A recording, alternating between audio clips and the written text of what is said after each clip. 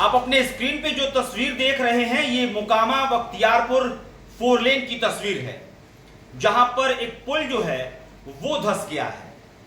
और ये बहुत साधारण आपको लग रहा होगा, लेकिन इस साधारण से शब्द से समझिए कि जिस पुल का जो हिस्सा धंसा है, यानी कि जो किनारा धंसा है, वहां पर लगातार इस बात की कंप्लेंट होती थी कि वहां पर एक्सीडेंट होता है, एक बाइक भी जाता है तो फिर वहां पे दरार पड़ जाता है।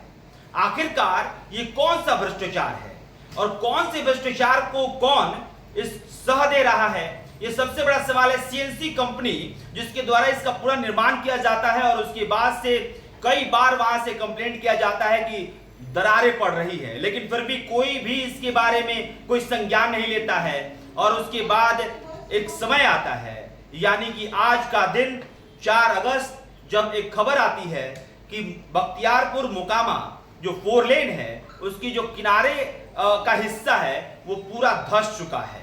ये तस्वीर आप देख रहे होंगे, भयावह लग रहा होगा। कोई भी अगर उस तरफ से गुजरेगा तो एक डर सताएगा कि कहीं हो सकता है कि उसका दूसरा हिस्सा जो है वो अचानक से धंस ना जाए और उसके नीचे कुछ भी ना हो, तो फिर उसकी जिंदगी खत्म ना हो जाए।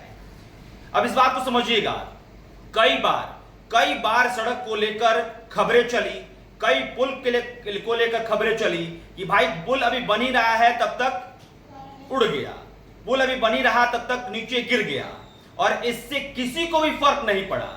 फर्क इसलिए मैं कह रहा हूं कि नहीं पड़ा क्योंकि अगर किसी गलती से फर्क पड़ता है तो फिर वो कंपनी सचेत हो जाती है जो दूसरी कंपनी किसी और जगह काम कर रही होती है, या फिर अधिकारी सचेत हो जाते हैं कि हमें काम और मुस्तैदी के साथ करवाना है, या फिर सरकार में वो तमाम जो जिम्मेदार लोग हैं वो लोग सचेत हो जाते हैं कि अपने अधिकारियों को किस तरह से आदेश देना है और किस तरह से उस जगह का वक्त पे इंस्पेक्शन करना है कि आखिरकार वहां पे क्या हो रहा है। लेकिन ये कुछ भी नहीं हुआ, कुछ भी होता भी नहीं है। एक कंपनी को कॉन्ट्रैक्ट दे दिया गया और उसके बाद से उस कॉन्ट्रैक्टर ने कैसे इस पे काम किया इससे किसी को मतलब नहीं।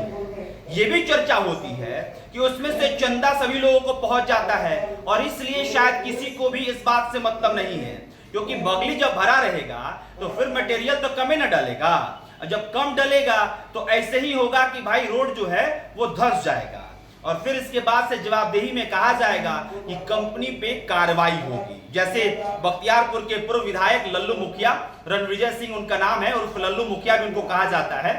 2015 से 20 तक भारतीय जनता पार्टी के टिकट पर वो विधायक रहते हैं। उनकी तरफ से एक बयान आता है और कहते हैं कि कंपनी का लाइसेंस रद्द होगा और ठेकेदार को गिरफ्तार किया जाएगा। लेकिन फिर वही सवाल कि आखिरकार बनने के समय उन तमाम चीजों को क्यों नहीं देखा जाता है जिससे कि रोड मजबूत हो पाए और फिर ऐसी घटनाएं सामने ना आ पाए। नीतीश कुमार की सरकार के सामने एक बड़ा सवाल है, क्योंकि नीतीश कुमार जब भी मंच पे संबोधित करते हैं पुल, पुलिया और सड़क का जिक्र करते हैं। उनकी उपलब्धि में सबसे बड़ा जो जिक्र होता है वो सड़क, पुल और पुलिया का होता है।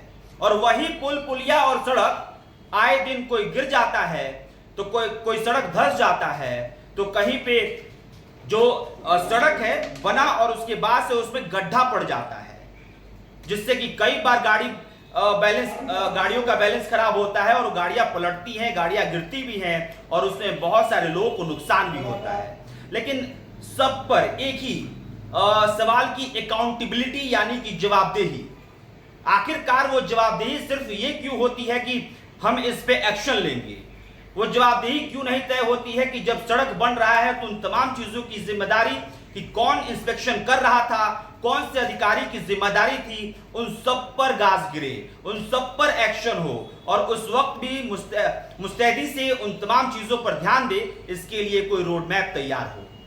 यह बड़ा सवाल है। बख्तियारपुर मुकामा 4 लेन जो धंस गया है वो तस्वीर आपके सामने चल रही होगी और वाकई में ये भयावह तस्वीर है। ये उस खोखली सिस्टम की तस्वीर है जिससे कि रोजाना बिहार के लोग जूझ रहे हैं। नितिन नवीन हो या फिर केंद्र में बैठे नितिन गडकरी साहब, दोनों के खेमे में यह सवाल है कि क्या हो रहा है। बहरहाल कैमरे के पीछे साहिल है, मेरा नाम अभिषेक श्रीवास्तव है, आप देशवा न्यूज देख रहे हैं। बहुत बहुत शुक्रिया।